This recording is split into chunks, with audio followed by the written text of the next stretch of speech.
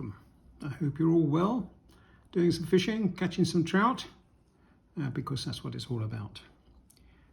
Today we're going to tie a fly for still water, and it's a fly that I've been using for years and years, and on its day it can be an absolute killer. So let's get into the tying. It's a size 12 round bend hook, and I'm going to be using 6/0 black thread. So I'm going to start this just a little bit behind the eye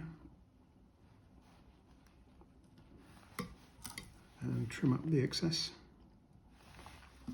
And I'm going to tie in the rib and the flashback all in one go. Now the rib, I'm going to use some stren, which is a clear leader. I'm not even sure whether they still make it. I've had it that long. But it has one very important property which I'll go through a little bit later on. And the flashback will be lure flash, mother of pearl, number 16.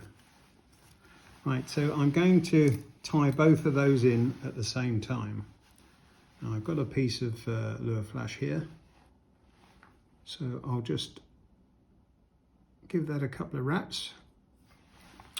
And then some stren, or in this case a ribbing material. It doesn't have to be it doesn't have to be stren. It can be whatever you want. This is about 3 pounds test.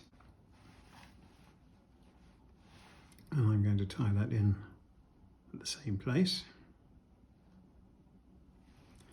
And then I'm going to wind down to the rear of the fly, tying in both of the materials as we go down.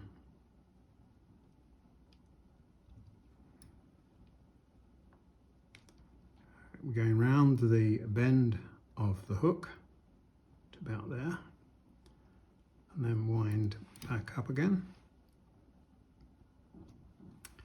And we're going to wind on some shape to the fly. Now this will be thinner at the tail end or at the bottom near the bend, and thicker as we go up the fly. Doesn't have to be perfect turns because we are going to put a coat of UV on this, and I don't think it's going to make that much difference.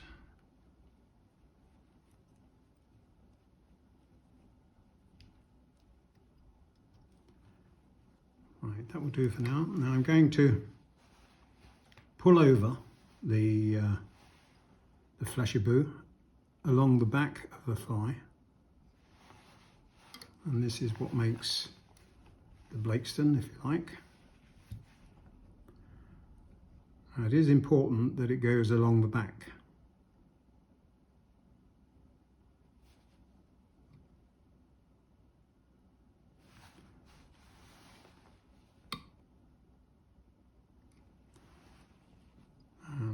Looks about right for me.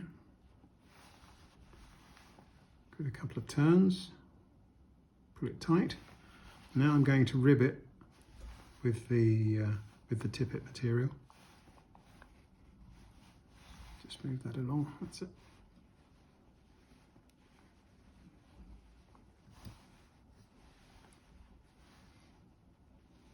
Try and keep the flashy boo on the top, or the pearl mylar, or whatever you're using. It will move, as a matter of course, I'm almost sure of that.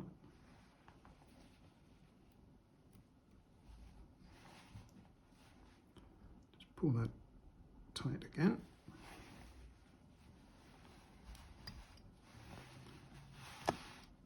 Tie off the materials.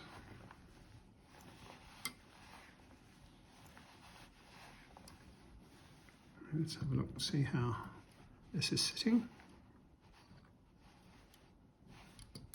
Seems to be sitting okay, so I'm happy with that.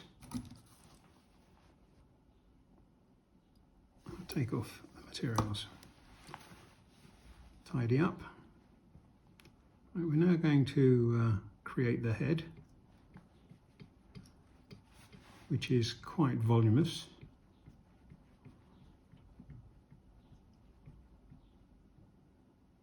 Right, at this stage I'm going to tie in the wing buds. Now I'm using some goose bites for wing buds,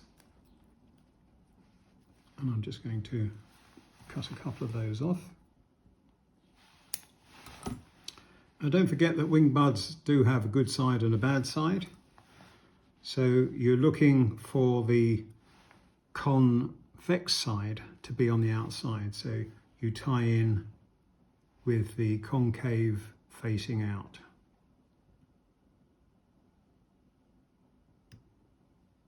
Like so. I'm going to do the same on this side.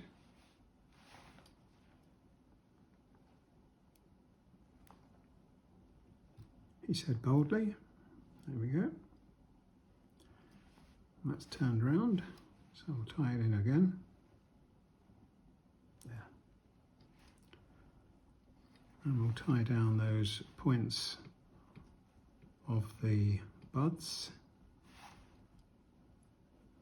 and create the head.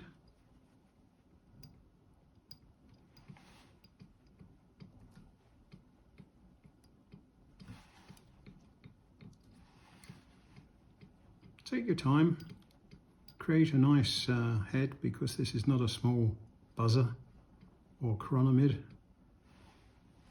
And then I'm going to pull one side forward, a couple of wraps, and the other side, a couple of wraps, put a couple of wraps underneath, some more wraps on top.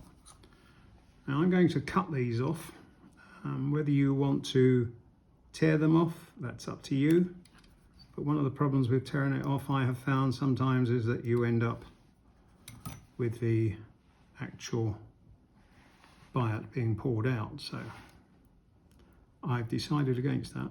Now I'm just going to build up the head.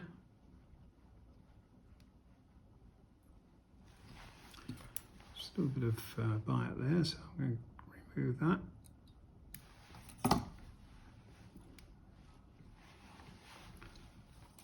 And tie off the tying thread.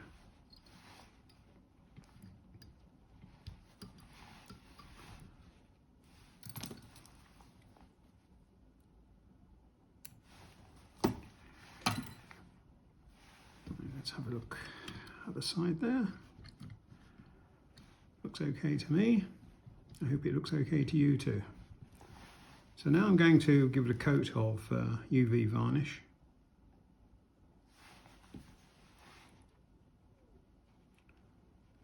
As I said earlier on, I have been using this fly for many, many years. I've been tying it for many years too.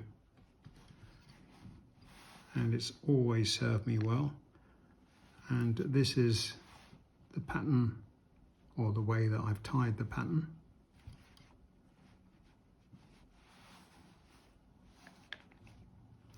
You will find other patterns out there, but I think this is as close as I feel to the original. I'm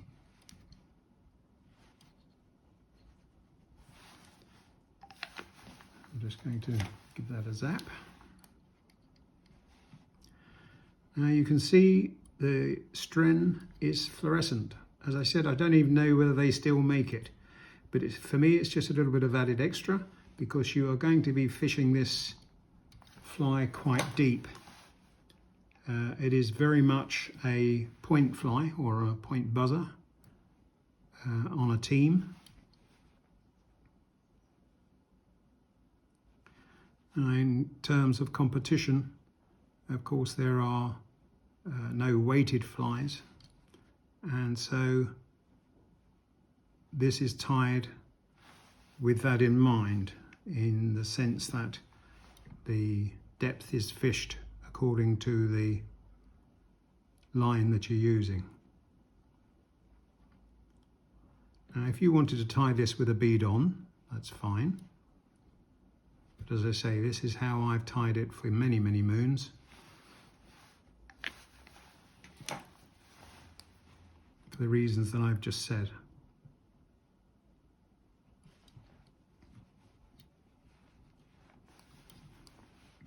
So I hope you can see the fluorescence in that stren.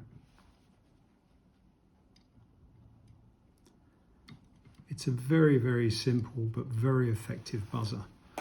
I say simple, probably the hardest part is getting the flashaboo or the mylar, or whatever you're going to use, across the back, because it will move.